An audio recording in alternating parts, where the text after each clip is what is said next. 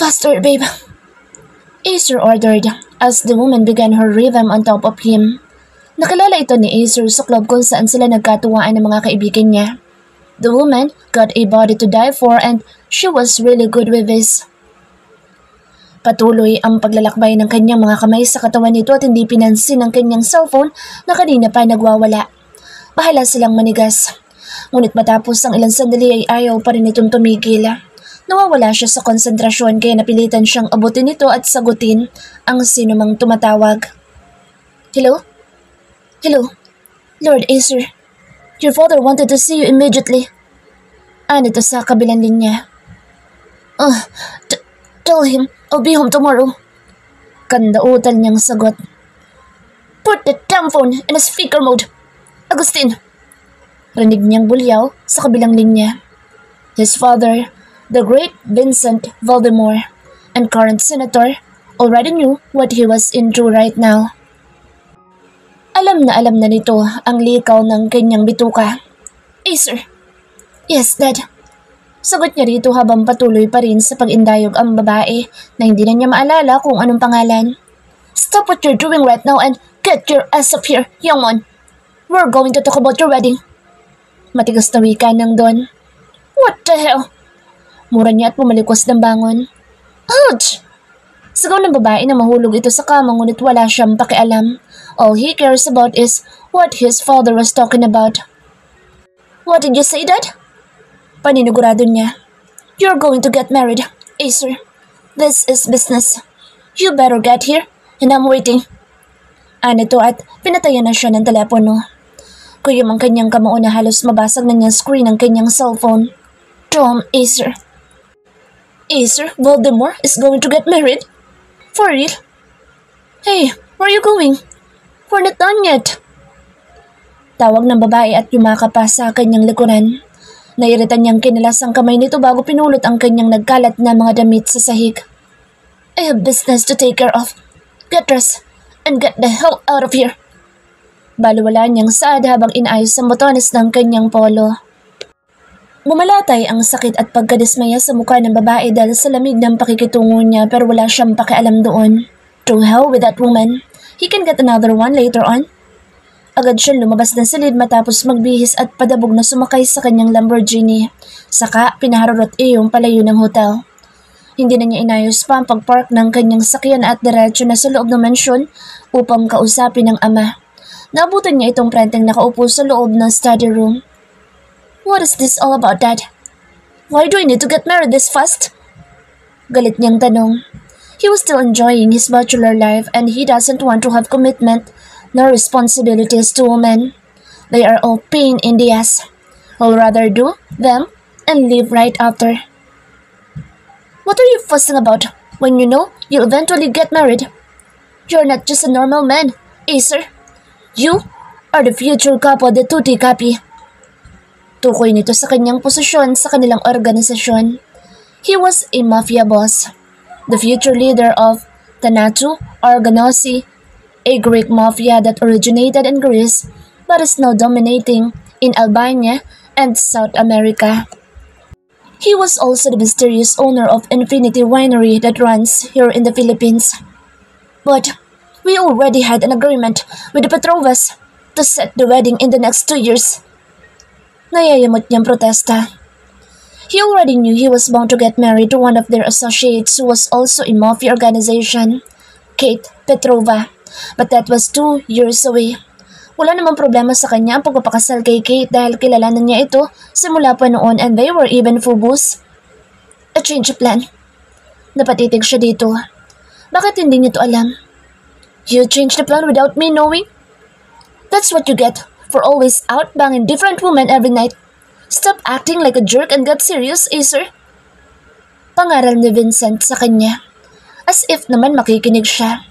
Minsan nga naisipan niya kung paano baburahin ang matanda sa kanyang landas. But then, he always threw that idea away. Vincent was always there for him, especially after his mother died in the massacre many years ago. What are those changes all about? Naiinip niyang tanong. You'll be married next month to the daughter of my compadre, Eduardo Castañeda. Nito nagumulat sa kanya. What? I thought it was Kate. Nagtataka niyang tanong. I'm planning to expand our horizons, Acer. I want the presidency, and you will marry our daughter for success. That family was very influential here in this country. The old man grinned evilly. Natuwa naman siya. So ito ang plano ni Vincent? Ang pamunuan ng bansa para magkaroon ng kontrol sa kanilang mga illegal na negosyo? Imagine, you will sit on my throne, son, while your father, who was the president of the country, will back you up. We will become the strongest above all. Even stronger than the Rosinas. Gahaman itong pahayag. Napahanga siya sa ideya na matanda. What a smart ass. Pero sa kanyang parte, he doesn't want to compete with Rossini. He was a good friend of his, and so is he to him. Matapos ang diskusyon nila ukol sa kanilang plano ay hindi na siya nagpaalam dito at tuluyan ng umalis. He fished his phone in his pocket and began dialing someone's number. After a couple of rings, he heard a lazy tone of voice from the other line. Troy Tuazon. He was a notorious online hacker and an ex-member of Navy SEAL who happened to be his close friend who's working under Rossini. Hello? I need you to give me all the information about the certain woman. Panimula ni Acer. Oh shit, ba't sa akin ka bang hihingi niyan? I'm not your slave. Bye. Yamot na tuguan ng lalaki. I'll pay you, gago. Alam ko mukha kang pera at walang libre sa'yo kahit magkaibigan tayo. Singal niya sa kausap. Malutong na tumawa ang kaibigan niya sa kabilang linya. Yeah? This is really Troy. Ang dakilang gahaman sa salapi niyang kaibigan. Give me a name. Maya-maya ay sabi nito. The daughter of Eduardo Castañeda. Tugon niya. Okay, copy. Don't forget to wire your payment. Saad nito at pinatayan na siya ng telepono. Maagang nagpasundo si Troy sa sumunod na araw. Kung wala lang siyang kailangan impormasyon dito ay hindi siya magpapaka-driver sa kumag na ito. Saan ba tayo, Troy? Naiiritang tanong niya sa katabi na kasalukuyang umiinom ng Coke float kahit na 6:00 pa lang na umaga.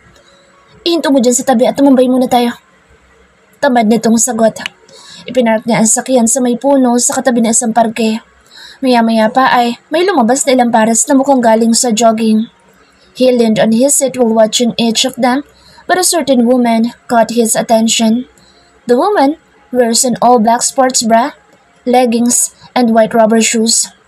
Her dark brown hair is in a messy bun with some strands falling in her face. She's not that tall, but damn those hourglass body and fair white skin. What a nice ass. He wondered how it would feel to spank those butt cheek. She's definitely his type. Anika Castañeda. Pukaw ni Troy sa kanya. She's the one you're looking for. Napatango-tango siya at ngumisi. Well, hindi naman pala sayang ang pagising niya na maaga. And most of all, marrying her isn't a bad idea because he can use her for pleasure. Maya-maya pa ay naglakad na ito papalapit sa gawin niya kaya malaya niyang pinagmamasdan ng mukha ng dalaga. She had a heart-shaped face with upturned eyes, a small pointed nose, and a heart-shaped natural red lips. So she's the one, huh? Thinking about having her in his bed would be ecstatic. Lihim siyang napangisi na lumampas na sa kanila ang dalaga. We're going to meet soon, Miss Castañeda. Tanghali na nang makarating si Anika sa kanilang mansyon galing sa bahay ni Wilma, ang kanyang matalik na kaibigan. Matapos siyang mag-jogging ay doon na kasi siya dumiretso para tumambay. Kung hindi lang tumawag ang mommy niya ay mamayang hapon pa siya uuwi. Binigyan kasi siya ng daddy niya ng rest day ngayon matapos ang busy schedules niya noong nakaraan. At the age of 24, she was now acting as the vice president of their company, Castañeda Real Estate. They've got a very successful business that made them one of the most influential people in the country today. Magandang tanghali, senyorita. Pinapatawag na po kayo ni Senyora Feliz para sa tanghalian. Magalang na anunsyo ng kanilang mayordoma na si Aling Lucia. Susunod na po ako, manang. Tugon niya dito. Nang dumulog siya sa hapag ay nandoon na rin ang kanyang daddy Eduardo, ngunit nakakuha ng kanyang atensyon ay ang isang panauhin na kasama nila ngayon. If she's not mistaken, the man was present at her 24th birthday party last week, and he is also a current senator and senate leader in the country. Humalik muna siya sa mga magulang bago umupo sa kanyang pwesto. Anika, I want you to meet my business associate, Don Vincent Voldemort. He is the owner of Infinity Wine, and compadre, this is my unika iha, Anika. Pakilala ng kanyang ama. Ngumiti ang bisita. You have a very beautiful daughter, compadre. Puri nito at naglahad ng kamay sa kanya. Nice to meet you, iha. Tipid siyang ngumiti bago tinanggap ang pakikipagkamay ng lalaki. Nice to meet you din po. Marahang pinisil ng Don ang kanyang palad na ikinaasawa niya. Halos kasing edad lang ito ng kanyang ama. May tindig pa rin ang lalaki at gwapo pero parang may hindi siya gusto sa aura na hatid nito. She senses some dark, mysterious and dangerous personality behind the smile he is wearing. Pakiramdam niya ay nagbabalat kayo lamang ang Ginoo. Matiwasay na naganap ang tanghalian sa pagitan nila. Puro tungkol sa negosyo ang pinag-uusapan ng mga ito at nagsasalita lamang siya kapag tinatanong. Nang matapos sa pagkain ay magpapaalam na sana siyang mauuna na pero pinigilan siya ng kanyang mommy. Stay, Anika.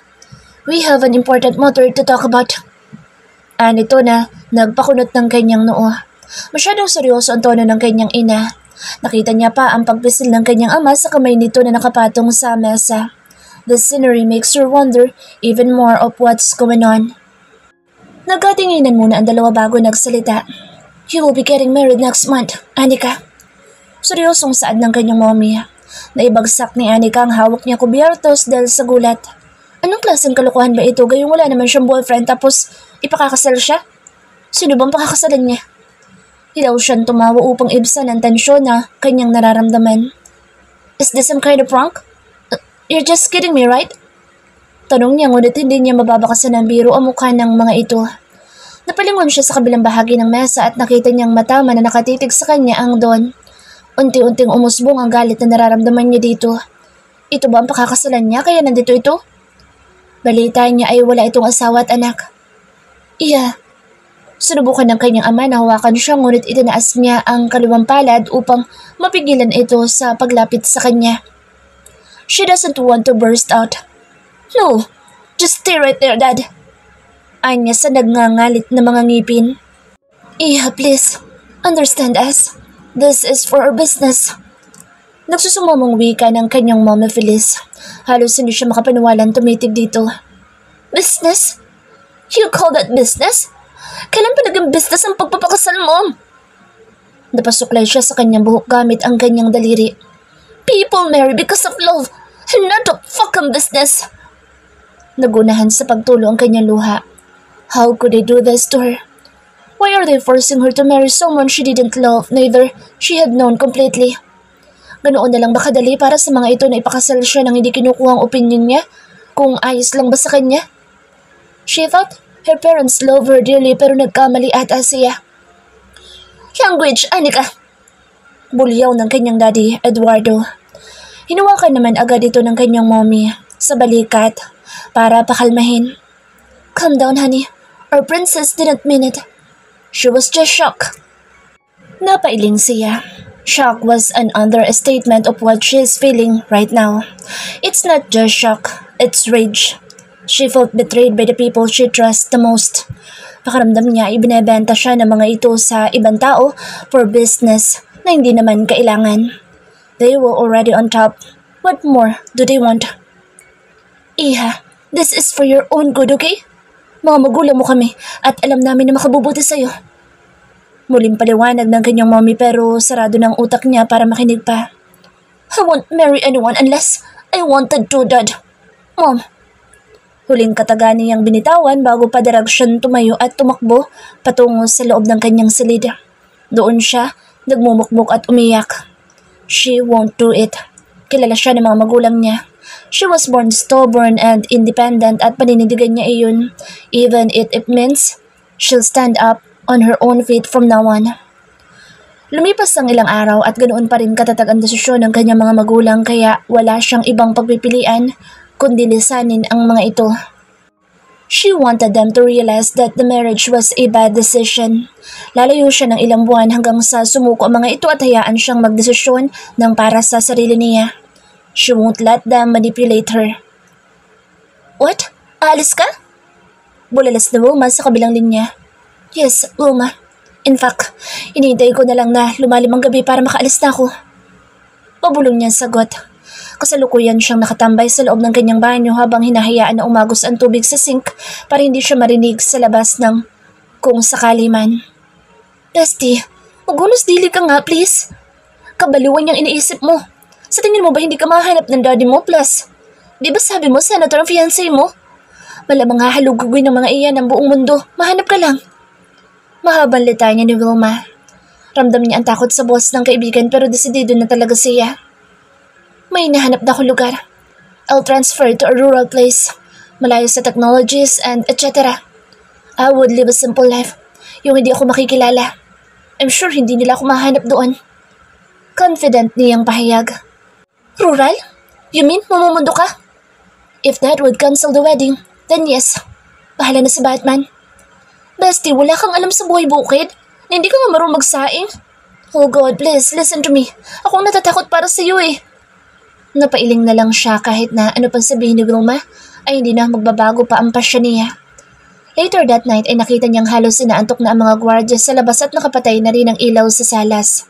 Bitbit ang kanyang duffel bag ay dahan-dahan siya naglakad pababa ng hagdanan. Maingat ang kanyang bawat hakbang hanggang sa narating niya ang secret gate sa likod. Nang walang nakakapansin sa kanya. Nang makalabas siya, isang beses pa niyang tinignan ang kanilang mansyon bago sumakay sa kanyang bisikleta palayo. Goodbye for now, Mom, Dad. What did you say? Acer slammed the table in his office upon hearing what Artemio, his henchman, told him. Your fiancé ran away last night, my lord. Her family is keeping it a secret for now because of the fear that chaos may arise. Dagdag pa ng lalaki. Why do you think she did it? His veins are even protruding in his hands because of anger. I heard that she's against your union, my lord. Matalim ang kanyang mga mata na nag-angat ng tingin sa lalaki na walang emosyong nakatitig sa kanya. He scoffed. He can't believe that there is a woman who's resisting his charm. He was Acer, damn it. Hindi siya binansagang walking sex god for nothing. Humada talaga ang babaeng iyon sa kanya. He'll make sure she'll pay for trampling his dumb ego. He immediately dismissed Artemio and dialed Troy's number. What is it this time? Nababagot itong tanong. Find that dumb. Anika Castañeda, Troy. Okay, you know the deal. Send me a down payment. I heard you bagged a billion deal with your guns last night. Kahit hindi niya ito nakikita, he knows Troy is grinning ear to ear right now. I'll wire you the entire payment, factored. Do your job right away. 3 months later. Huminga ng malalim si Anika habang nakatanaw sa malawak na karagatan. It's been 3 months since she left their place, leaving only a piece of goodbye letter for her parents. Nakaramdam siya ng labis na pangungulila sa kanyang mga magulang pero tiniis niya kaysa naman makasal siya sa matandang iyon. After she left Manila ay dito siya napunta sa Isla Dominica sa bandang Visayas. Malayo sa bayan ang lugar kaya naging komportable siya na hindi siya matutunto ng kanyang magulang. Payak din ang pamumuhay ng mga taga rito na siya ding inadapt niya. Walang kuryente, walang gadgets, malayo sa advanced na teknolohiya. Anika? Mula sa pagkakatanaw sa karagatan ay bumaling siya sa pinanggalingan ng tinig. Nakita niya isang bulto na lalaki na nakatayo sa hindi kalayuan. Napangiti siya. Adam! Nakangiting tawag niya sa lalaki. Adam was a fisherman on the island. Isang buwan simula nang dumating siya sa isla ay natagpuan niya sa dalampasigan ang lalaki na walang malay matapos sumagupit ang isang bagyo. Nang magising ang binata ay wala itong naaalalang kahit na ano mula sa nakaraan nito. Dahil sa suot nitong kwintas na may pendant na letter A ay Adam na lang ipinangalan niya na pansamantala sa lalaki. Sa kanya din nakatira si Adam dahil wala naman itong ibang mapupuntahan. In their 2 months of being together, she felt a strong attraction for the man that she finds hard to control too. He was very handsome, smoking hot. Kung sana ito na lang naging fiancé niya ay hindi siya atras sa kasal at aayain niya pa ito sa lalong madaling panahon at baka makawala pa sa kanya. Kanina pa kita hinahanap. Nakasimangot itong bungad nang makalapit sa kanya. Bakit, may problema ba? Nothing. I just want to see you. Napangiti siya. Sa lahat ng mangingisda, ito lang yata ang Inglesero. Sa bagay, mukha din naman banyaga ang lalaki. He got a pair of electric blue eyes at ito ang unang bumigani sa kanya nang magmulat ng mata ang lalaki. Not to mention those sharp jawline, pointed Grecian nose, thick brows, and thin reddish lips. Mukha talagang masarap ang lalaki. Ang pogi ko ano? Pasado na ba ako sa taste mo? Nakangisin to June na binata sa kanya. Hindi niya na malaya na natagalan na pala siya sa pagtitig sa lalaki. Para itago ang kilig at iyan niyang nararamdaman ay hinampas niya ito sa braso at inirapan sabay tayo. Umuwi na tayo, Adam. Umandar na naman niyang kahanginan mo. Adam is a very cheerful man. Madalas itong nakangiti at nagbibiro. Mabait at matulungin din ang binata na mas lalong nagustuhan niya. Well, hindi lang siya. Maging ang ibang kababaihan doon ay gusto ito. Anika, dito na tayo mag-agahan. Sabay silang napalingon ni Adam dahil sa boses na narinig. Nakatayo si Aling Tasha sa di kalayuan kasama ibang mangingisda at kapitbahay. Wow, mukhang may libreng agahan na naman ah. Nakangising saad ni Adam. Napailing na lang siya. Tuwang-tuwa talaga ang lalaki kapag may mga salu-salong ganito sa isla. Madalas kasi itong gawin ng mga taga rito lalo na kung maraming huling isda. Naglakad sila palapit sa mga kapitbahay. Present halos ang lahat at masayang kumakain. Budo fight ang tema ng agahan kaya mas lalong nakakagana. Hello everybody! Am I late?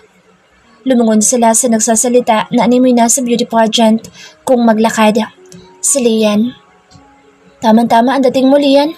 Dumulog ka na dito. Aya ni Aling Norma sa anak. Dito na lang po ako, Nay. Tatabi ako kay Adam. Anito at maarteng naglakad sa gawin nila. Lantaran ang paghahayag ni Lian sa nararamdaman nito kay Adam na siyang binabaliwala ng binata. Panay din ang pagpapansin nito na ikinaiiratan niya pang lalo. Huwag ka dyan, Lian. Masisira mo ang view ni Adam. At Anika? Harang ni Mira sa babae. Oo nga naman. Halika dito, Lian. May pagbabanta sa tinig ni Aling Norma. Nakasimangot tumang tumalima ang dalaga at padabog na naupo sa tabi ng ina. Dito kasi tabi ko, Anika. Boses ni Ryan. Isa sa mga kapitbahay niya ang lalaki. Anak ito ni Aling Tasha at Mang Ben.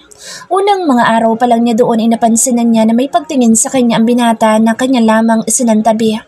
Gwapo din naman si Ryan at may matipunong pangangatawan dahil siguro batak sa pagkarga ng mga huling isda. Pero wala siyang nararamdamang kakaiba para sa lalaki. Tanging pagiging kaibigan lang. Dito na lang ako sa tabi ni Mira, Ryan. Magalang niyang tanggi.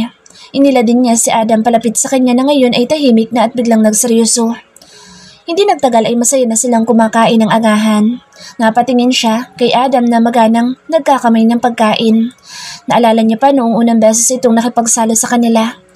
Nagsimula na sila ng kainan noon nang mapansin ni Anika na hindi kumikibo si Adam at nakakunot ang noo habang nanonood sa mga kasamahan nilang magana ng sumusubo. Kain na tayo, Adam. Aya niya rito. Oh, is there no spoon and fork there? Tanong nito. No. At kakain tayo gaya ng sa kanila. Halika na't mauubusan tayo ng ulam. Aya niya ulit at hinila na ito papalapit sa mesa. Unang subok ni Adam noon ay nagkanda hulog-hulog pa ang kanin nito. Panay naman ang kanyang hagikik dahil nakakatuwa itong tingnan habang pinaghihirapang pormahin yung kanin na isusubo sana ng lalaki. Nakaramdam siya ng awa sa binata kaya sinubuan niya ito. Sa una ay nag-atubili pa si Adam na tanggapin pero kalaunan ay magana na itong kumain. Why are you smiling? Napalingon siya kay Adam at naputol ang pagbabalik tanaw niya nang magsalita ito sa kanyang tabi. Naalala ko lang noong unang subok mo ng ganito. Nakakatuwa ka kasi noon. Umiling ang lalaki, saka tipid ng ngumiti. Anong binubulong-bulong niyong dalawa dyan? Malakas na tanong ni Mira. Lahat ng nandoon ay napalingon sa gawin nilang dalawa ni Adam. May mga mapanuksong ngiti din na nakapaskil sa labi ng mga ito. Alam niyo, bagay na bagay talaga kayo. tukso ni Mira. Mira! Agad niya namang sinaway ang babae dahil nakakaramdam siya ng hiya at pag-iinit ng pisngi. Aba, syempre, wapo at maganda silang dalawa. Bagay na bagay talaga. Sakay naman ni Mang Ben. Naku, paniguradong magandang lahi talaga magiging bunga kapag nagkatuluyan kayo. Dagdag pa ni Aling Norma. Nakaramdam siya ng pagkailang lalo na titig din si Adam sa kanya. Pinamumulahan siya ng pisngi at pakaramdam niya ay sobrang init ng paligid. Tama na yan, nahihiya na si Anika oh. Saway ni Mang Alberto sa kanila. Ano naman magiging kinabukasan ni Anika dyan? Ngayong wala naman niyang naaalala. Tsaka nakikita na lang naman yan dahil walang sariling pamamahay at pera. Biglang saad ni Ryan. Hindi nagustuhan ni Anika ang tabas ng dila ng lalaki ngunit bago pa man siya makasagot ay umiksa na si Lian. Wala talagang kinabukasan si Anika dahil ako ang future ni Adam no? Anito't inarapan pa si Ryan. Tumigil ka nga Lian. Nakakahiya kay Anika yung mga pinagsasabi mo. Saway ni Aling Norma sa anak ngunit sumimangot lang si Lian. Bakit ako mahihiya hindi naman sila magjowa? Diba, Anika? Baling ni Lian sa kanya. Napabuntong hininga siya. Kung pwede palang angkinin na boyfriend niya si Adam ay ginawa na niya para matigil na ang babaeng ito. Pero parang nakakahiya naman yata iyon. Tama ka Lian, hindi ko boyfriend si Adam. May diimbigkas niya. O diba? Baling ni Lian sa ina. Tumaas naman ang sulok ng labi ni Ryan. Hindi talaga papatulan ni Anika si Adam no? Dahil wala naman niyang may pagmamalaking kahit na ano. Naaawa lang naman siya. Kaya niya pinatira sa bahay niya. Di ba Anika? Baling ni Ryan sa kanya. Kung hindi lang ito anak na mag-asawang Tasha at Ben ay pinagsabihan na niya ito subalit dahil malaki respeto niya sa dalawang matanda. Dahil sa kabaitan nito ay nagtitimpi siya. Lumingon siya kay Adam at hindi nakaligtas sa kanya ang pagtagis ng bagang na lalaki. Itiko mo yung bibig mo, Ryan ha? Hindi kita pinalaki para magsalita na ganyan. Saway ni Aling Tasha dito. Sasagot pa sana si Ryan pero naantala ito nang humahangos na dumating ang binatilyong sa ampoy sa kinaroroonan nila. Bakas tinantakot sa mga mata ng lalaki. Mang Ben, nandito si Hindi na natapos sa sasabihin ni Ampoy nang mula sa likuran nito ay lumitaw ang 5 matitipunong lalaki. Kinabahan si Anika sa mga bagong dating. Minsan na niya itong nakita sa isla noong bago pa lang siya sa lugar. Minalaan siya ng kanyang mga kapitbahay na huwag lumabas kapag nandirito ang grupong ito dahil kung ano-ano ang kaguluhang ginagawa ng mga kalalakihan at baka pagdiskitahan siya. Madalas itong pumunta dito upang kunin ang kalahati sa huli ng mga mangingisda. Hindi man siya sang-ayon sa pinagagagawa ng mga ito ay wala naman siyang lakas para sawayin ang mga lalaki. Kilala sila sa pagiging siga at kinatatakutan maging sa mga karatig isla. Mukhang marami yata kayong huling isda ngayon, Mang Ben. Sabi nung pinuno. Sa pagkakatanda niya ay Edgar ang pangalan ng lalaki. Oo. Medyo swerte lang po, boss. Tugon na matanda na halata sa boses at mukha ang takot sa mga ito. Ngumisi naman sa Edgar bago nagsalita ulit. Aba, kung ganoon naman pala, araw-araw kayong swerte ay kukunin ko na lahat ng nabingwit nyo ngayon. Po? Naku parang kalabisan naman po yata iyon. Medyo nautal na reklamo ni Mang Ben. Biglang nalisik ang mga mata nito at hinablot ang kwelyo ng matanda. Napasigaw naman sila mga kababaihan dahil sa takot. Hindi lang din kasi itak ang dala ng mga ito at may baril din. Pag sinabi kong kukunin ko. Naintindihan mo ba? Gigil na sambit nito habang halos ay iangat na nito ang katawan ng matanda. Kailan ka pa natutong tumanggi ha? Kung makaasta ka, kala mo may masasandalan ka ha? May luhang umagos sa mga mata ni Mang Ben habang tumatango. Pasensya na boss. Kunin niyo na po. Wala pong problema. Pabalya naman itong binitawan ni Edgar at inutusan mga kasamahan na kunin ang huli nilang isda at isakay sa bangka nitong dala. Dinaluhan agad ni Aling Tasha at Ryan si Mang Ben na nakasalampak sa buhangin. Napatingin si Anika sa katabi at kita niya ang pagkuyom ng kamao ni Adam. Nang mag-angat siya ng paningin ay halos magsilabasan ng litid ng ugat nito sa leeg at umigting ang mga panga. Natakot naman siya sa maaaring mangyari kaya't walang pag-aalilangan niyang hinawakan ng mga kamay ng lalaki upang pakalmahin. She can't let him risk his life at baka kung mapano pa ito.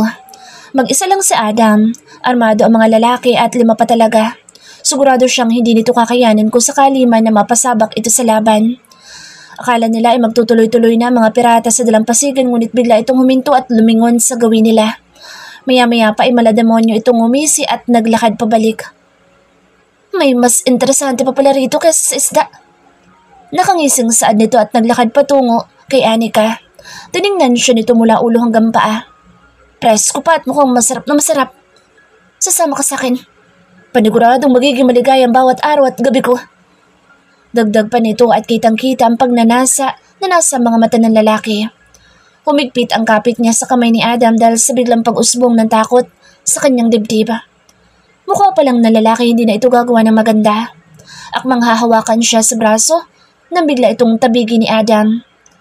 Umusok naman sa galit sa Edgar at nakipagpaligsahan ng titig kay Adam. Hoy, banyaga! Huwag ka makialam dito at magtago ka sa sayo ng nanay mo. Bulyaw nito at akmang hahawakan ulit siya ngunit hindi pa umabot ni dulo ng daliri nito ay bumulagta na ang pirata sa buhangin. Nakita niya ang pagdugo ng ilong ng huli at nang lingunin niya si Adam ay nanindig ang kanyang balahibo. Nag-aapoy sa galit ang mga mata ng binata at nagbabadya ng panganib na animoy makakapatay na sa lalaki na sa kanyang harapan. Ito ang unang beses na nakita niyang galit na galit ang lalaki. Dahil sa labis na takot at pag-aalala ay niyakap ni Anika si Adam. Adam, huminahon ka.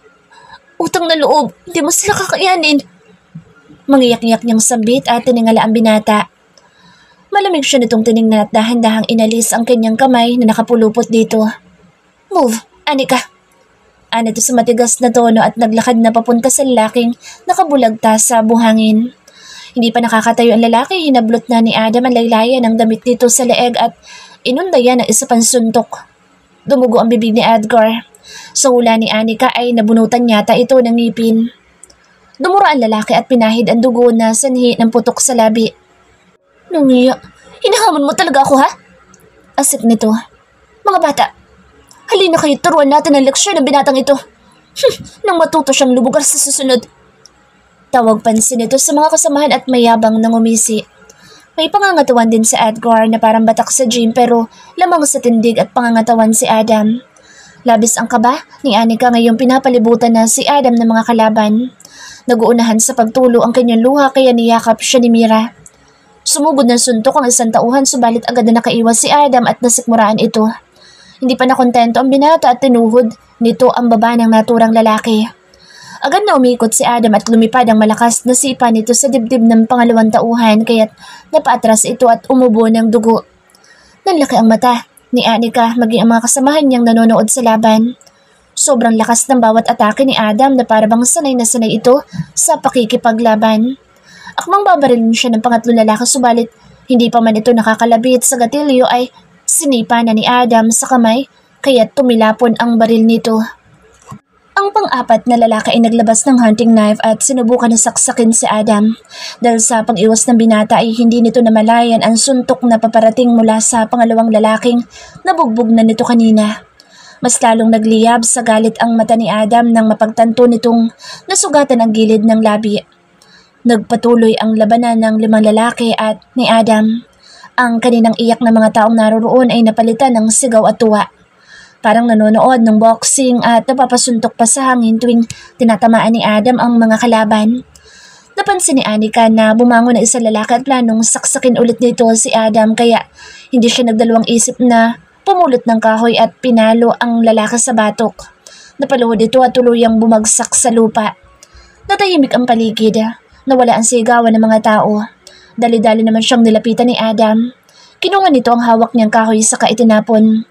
Sandaling natulala si Anika. Violence was never her thing. She grew up in a prominent and influential family where their good image is important. Kailanman ay hindi siya nasangkot sa anumang gulo mula nang maliit pa siya hanggat sa lumaki.